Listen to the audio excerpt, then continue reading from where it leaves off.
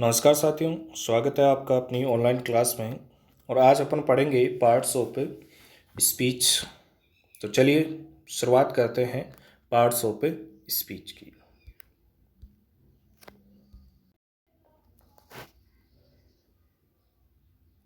तो क्या होते हैं पार्ट्स ऑफ स्पीच? देखिए, सेंटेंसेस, क्लोजेस यानी वाक्य, उपवाक्य, फ्रेजेस यानी वाक्यांश आर मेड ऑफ वर्ड्स यानी किससे बने हुए होते हैं? शब्दों से बने हुए होते हैं। Words are divided into different parts, और इन शब्दों को क्या कहा गया है, किस प्रकार से विभाजित किया गया है, इसको अलग अलग भागों में डिवाइड किया गया अकॉर्डिंग टू देयर यूजेज यानी उनके यूज के आधार पर।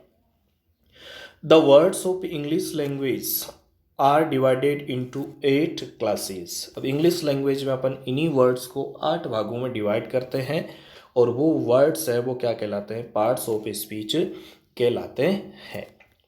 क्लियर हुई बात? चलिए, parts of speech. There are 8 parts of speech in English, यानी इंग्लिश में 8 प्रकार के पार्ट्स ऑफ स्पीच होते हैं। ओके, हालांकि एक डिटरमाइनर्स को भी पार्ट्स ऑफ स्पीच में ही डिवाइड अगर करें तो अपन 9 प्रकार के पार्ट्स ऑफ स्पीच कह सकते हैं, पर मुख्यतः 8 प्रकार के पार्ट्स ऑफ स्पीच होते हैं। यानी एक सेंटेंस में 8 प्रकार के शब्द यूज किए जा सकते हैं। किसी भाषा के शब्दों को उनके प्रयोग के अनुसार और सीखने वालों की सुविधा के अनुसार भिन्न भिन्न भागों में बांटा जाता है। ये विभाजन शब्दों के प्रयोग के अनुसार होता है। ठीक है, देखिए क्या लिखा है।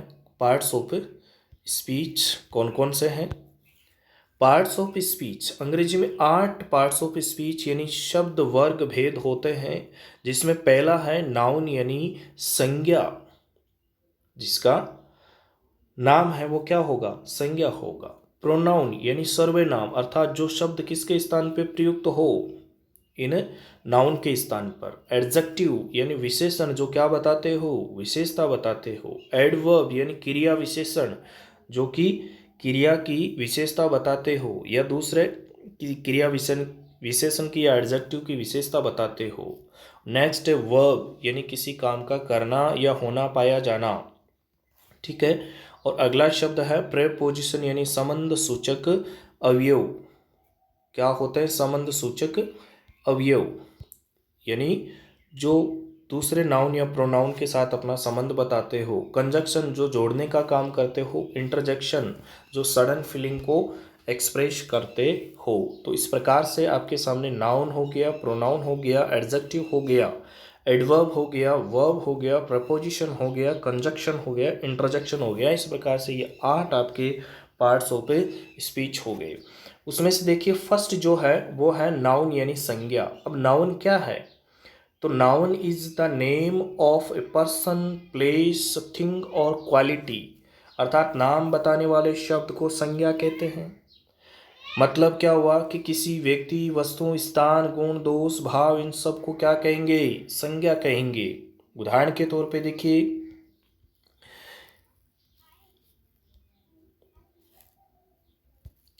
Gandhi ji was a great patriot. Gandhi ji क्या थे? बहुत बड़े देशभक्त थे। तो बताइए गांधी जी क्या है?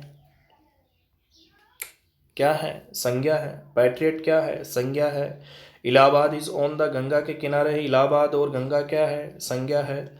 माई ब्रदर गॉट सक्सेस, तो ये दोनों ब्रदर और सक्सेस क्या है? संज्ञा है। The rose is a beautiful flower, rose और फ्लावर क्या है? संज्ञा है। तो ऐसे शब्द क्या कहलाते हैं? नाउन यानी संज्ञा कहलाते हैं। नेक्स्ट,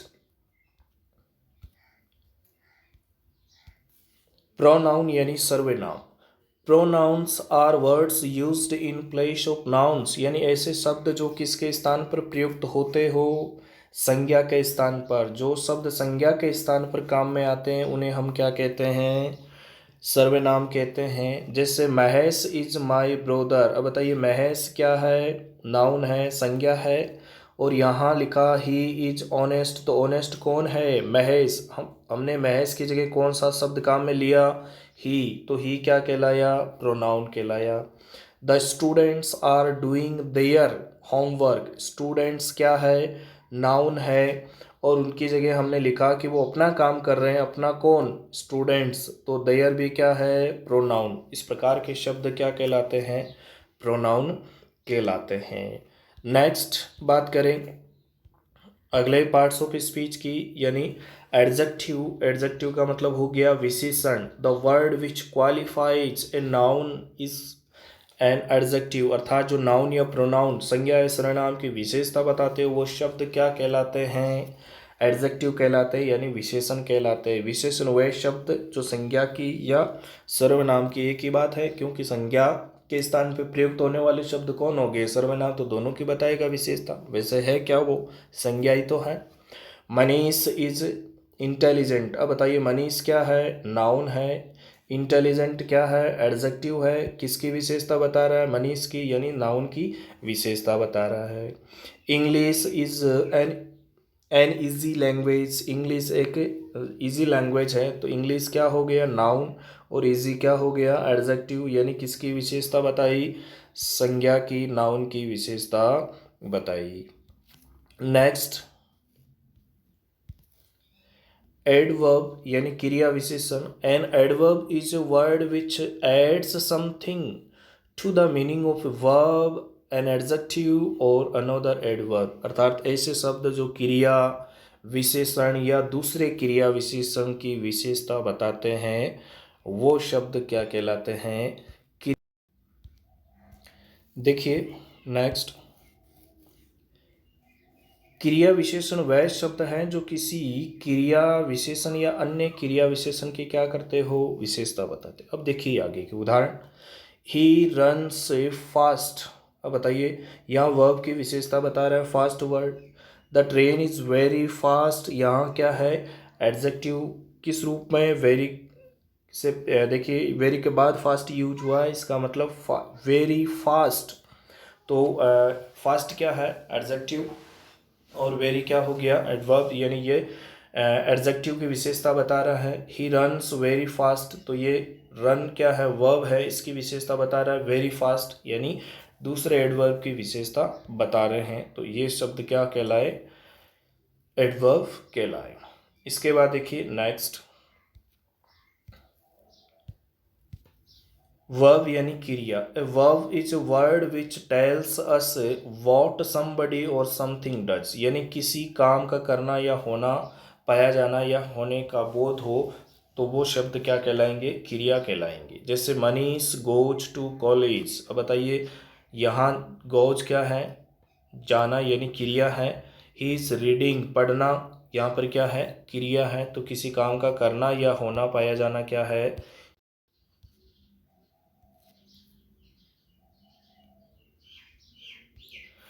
प्रेपोजिशन यानी संबंध सूचक शब्द। ए प्रेपोजिशन इज ए वर्ड, यानी एक ऐसा शब्द जो कि यूज किया जाता है, यूज्ड विथ नाउन और pronoun to show its relation with another word, यानी इसकी स्ट्रक्चर क्या होती है? नाउन या प्रोनाउन, उसके बाद प्रेपोजिशन, फिर से कोई नाउन या प्रोनाउन, अर्थात ऐसे शब्द जो संज्ञा या सर्वनाम के साथ जुड़कर दूसरे संज्ञा या सर्वनाम की क्या बताते हो?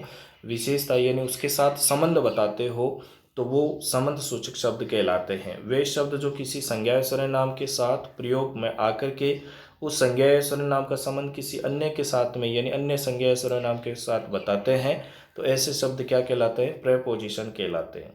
अब देखिए the books are on the table, अब बताइए बुक्स क्या है? नाउन है, और टेबल भी क्या है? नाउन है, और ये ऑन क्या है? प्रेपोजिशन। अब आपने देखा इस नाउन का संबंध इस नाउन के साथ में हो रहा है कि नहीं हो रहा है? ये किसके माध्यम से हुआ? प्रेपोजिशन के। अगर ये यूज़ नहीं करते तो बुक्स क्या बोलते अपन? The books are the table, यानी किताबें टेबल है, जो कि गलत हो जाता। इसी प्रकार देखिए ही सेट अंडर ए ट्री, अब बताइए ही क्या है? प्रोनाउन है, और ट्री क्या है? नाउन है, और अंडर क्या है? प्रेपोजिशन है। अब वो पेड़ के नीचे बैठा हुआ है, तो ही का संबंध ट्री से क्या है? अंडर की पोजीशन बता रहा है, तो पोजीशन बताने वाले शब्द क्या कहलाते हैं? प्रेपोजिशन कहलाते हैं। ओके, चलिए नेक्स्ट।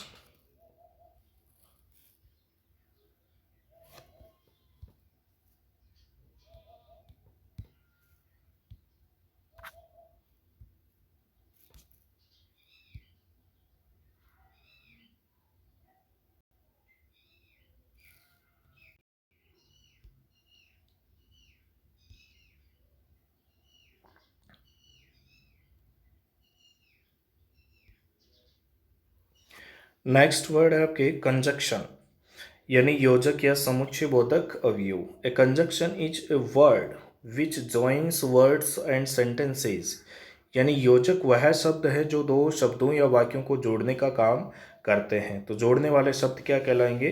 कंजक्शन कहलाएंगे। जैसे Mahesh and Suresh are brothers. अब बताइए महेश क्या है? नाउन है। सुरेश क्या है? नाउन है। और इसको जोड़ने वाला कौन हुआ? एंड। तो एंड क्या कहलाएगा? कंजक्शन कहलाएगा। He is rich but माइजर। अब देखिए यहाँ पर वह अमीर है लेकिन कंजूस है, इसका मतलब क्या हुआ? बट एक अपोजिट पोजीशन बता रहा है यहाँ पर। तो इन दो शब्दों को जोड़ने का काम कौन कर रहा है? बट। तो बट क्या हो गया? कंजक्शन हो गया। ओके, नेक्स्ट देखिए, अगला वर्ड है आपके इंटरजेक्शन, यानी विषमव्याधि बोधक अवयव। An interjection is a word which express some sudden feeling, यानी हमारे हृदय से निकलने वाली अचानक कोई भी बात होगी तो वो हम किन शब्दों से व्यक्त करेंगे? इंटरजेक्शन से। जैसे alas the poor man is dead. Alas दुख की बात हो रही है कि वो आदमी बेचारा मर गया।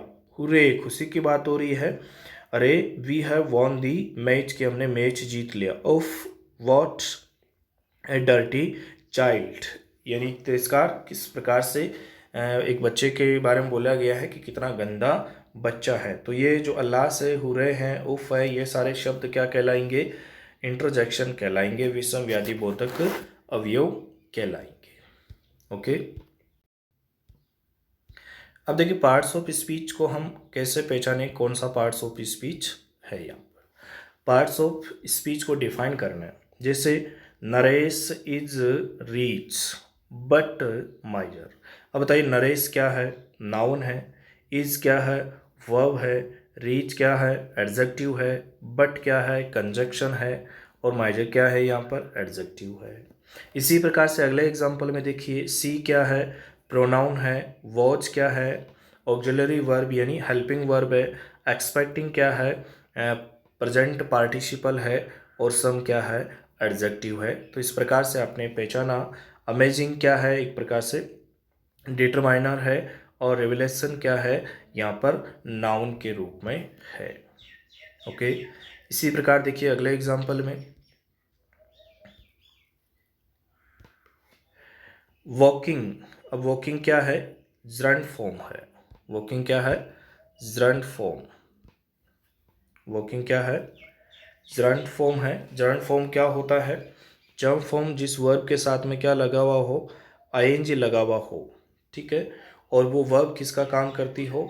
नाउन का काम करती हो। तो ऐसी वर्ब क्या कहलाती है? जरंट फॉर्म कहलाती है। और पार्टिसिपल क्या होता है? पार्टिसिपल ये वर्ब से रिलेटेड क्या होता है? एडजेक्टिव होता है, यानी क्रिया से संबंधित विशेषण होते हैं, जो कि वर्ब के लास्ट में या तो आईएनजी लगने से बनता हो, या ईडी या ईएन लगने से बनता हो, या हैविंग प्लस वर्ब की थर्ड फॉर्म, यानी तीन प्रकार के पार्टिसिपल होते हैं: प्रेजेंट पार्टिसिपल, पास्ट पार्टिसिपल और परफेक्ट पार्टिसिपल। इसी प्रकार देखिए इज क्या है? तो ये लिंकिंग वर्ब है, यानी संयोजक क्रिया जोड़ने का काम करने वाली है। सर्टेनली क्या है? एडवर्ब है। गुड क्या है? एडजेक्टिव है। फोर क्या है? प्रपोजिशन है। हेल्थ क्या है? नाउन है। आगे देखिए नेक्स्ट एग्जांपल में, वॉट क्या है? इंटरजेक्शन है। ए क्या है? आर्टिकल है। ब्यूटीफुल क्या है? एडजेक्टिव है। बिल्डिंग क्या है? नाउन है। इसी प्रकार से इज क्या है? लिंकिंग वर्ब है। लिंकिंग वर्ब क्या होती है? जो किसी नाउन को यानी सब्जेक्ट को किसी दूसरे नाउन से या फिर कॉम्प्लीमेंट से या एडवर्बियल से जोड़ने का काम करे, वो क्या कहलाती है? Linking verb.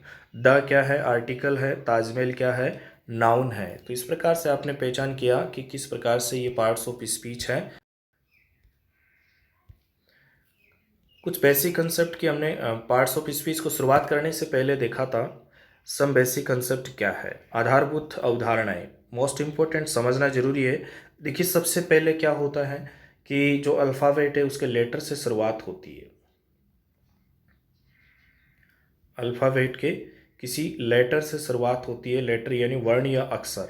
अब ये वर्ण या अक्षर मिलकर के क्या बनाते हैं, कोई वर्ड यानी शब्द बनाते हैं। शब्द मिलकर के क्या बनाते हैं, कोई या तो फ्रेज बनाते हैं या क्लोज बनाते हैं या सेंटेंस। ये सेंटेंस मिलकर के क्या बनाते हैं, कोई पैराग्राफ बनाते हैं, और पैराग्राफ मिलकर के कोई ऐसे यानी निबंध बनाते हैं, और ये निबंध मिलकर के क्या बनाते हैं, कोई टेक्स्ट बुक बनाते हैं।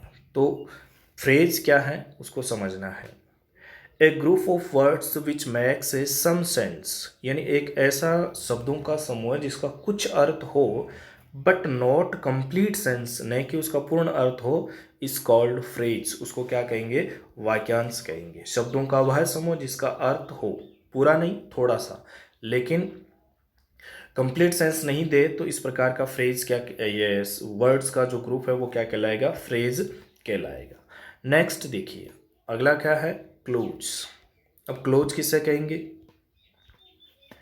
क्लोज यानी उपवाक्य। A clause is a group of words which has a subject. देखिए इसमें ये फर्क होता है, ए वर्ब। फ्रेज में सब्जेक्ट और वर्ब यानी प्रेडिकेट नहीं होता है, इसका अपना सब्जेक्ट और वर्ब यानी प्रेडिकेट होता है। And forms part of a sentence, ये एक सेंटेंस का पार्ट होता है, हिस्सा होता है। यानी उपवाक्य शब्दों का वह समूह होता है जिसमें कर्ता और क्रिया होती है, जो किसी वाक्य का ही क्या होता है, भाग, यानी उसी सेंटेंस का एक क्या होता है, हिस्सा होता है। ठीक है, चलिए देखते हैं उदाहरण इसका। He said,